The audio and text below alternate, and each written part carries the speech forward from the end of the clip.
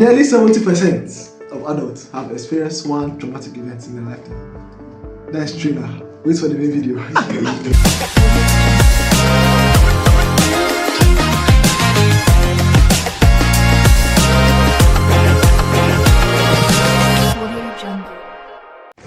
Nearly 70% of adults have experienced one traumatic event at one point in time of their lives. About 90 have had or encountered trauma, and about 6% end up with PTSD. And this stats is scary because these same adults end up becoming your leaders, your senators, your governors, your spouse, and the father of your children. Hence, the need for us to see how trauma influences leadership, decision making, and followership. So over the course of our next few episodes, we'll be discussing how leadership and trauma are intertwined, discussing types of leaders, leaderships, characteristics of leaders, the negative effects on trauma on leadership, and the benefits of your leader being informed about trauma. As this is our first video concerning this subject matter, we'll just take you through a brief overview of who a leader is, types, and other things. So a leader is one that helps people move from where they are to where they need to be. Note, where they need to be, not where they want to be.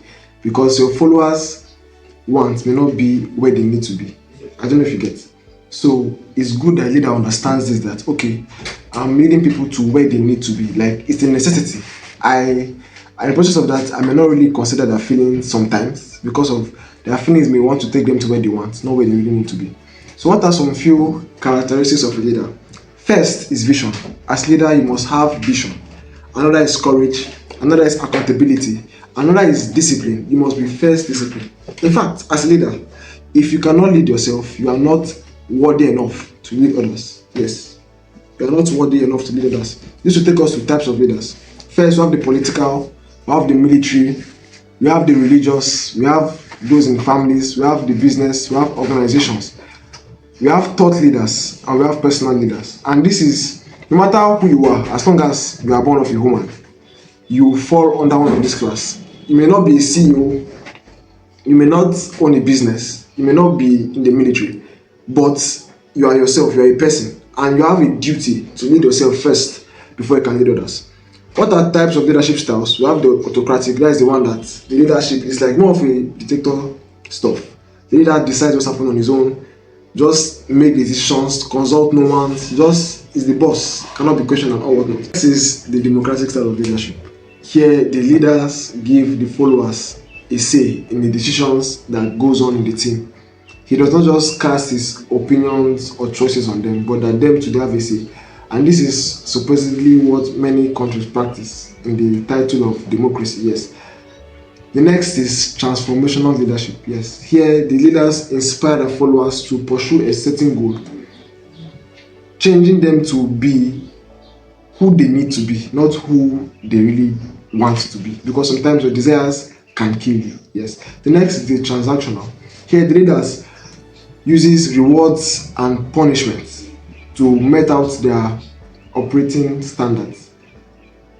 If you do well, you are rewarded. If you don't do well, you are punished. So it's transactional. You perform well not because of you want to, but because of you have to. The next is the laissez-faire type of leadership. And here, the leader's hands is off every work or thing that goes on among the workers. He gives the team members free roll to do whatever they want. The choices is solely dependent on them. The progress of the team is solely dependent on them. Just that he's like more of a figurehead, so to say. The next is situational. Here, the leaders adapt style based on the team and the situations on ground.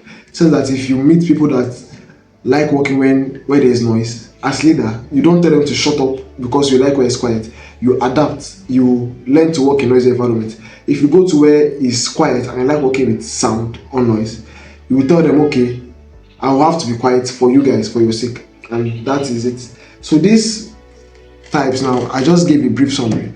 On the course of this episode, we'll handle real life examples. Leaders that have come in the time past, Nnamdi Azikiwe, Adolf Hitler, Donald Trump, Barack Obama, and the likes. We'll see where this type of leaders, the leadership styles that they use, the types of leaders, the characteristics that they portrayed. We'll check out their flaws and things to learn from them. Yes. And it's because of this mental health and trauma stuff has caused the world economy over $1 trillion debt, rather $1 trillion due to these poor mental health and trauma related issues. It has made the world economy to lose about $1 trillion worth of productivity. Yes, that's true. Because this trauma in workplaces or in leadership and followership styles affects productivity, it affects a lot of things. But this is just an intro video, so we will not go too in depth for now. So I hope that you will be patient enough to follow us through this journey. I indulge you to do so, please. I assure you, you are going to learn a lot, because whether you like it or not, you are a leader. If you're not leading in your office, you are leading in your home. If you're not leading in your home, you are leading in your class. If you're not leading in your class, you are leading yourself. You are leading yourself. So like it or not, by virtue of you being born, you are a leader. And it's those that lead themselves correctly that are worthy enough to lead others. Yes, so I hope this brief intro made sense to you. And if it did, please do ensure to like, share, and subscribe on whichever platform you are watching. This is the BTR podcast, and here we go beyond the reaction. We help people understand themselves and others. Thank you very much.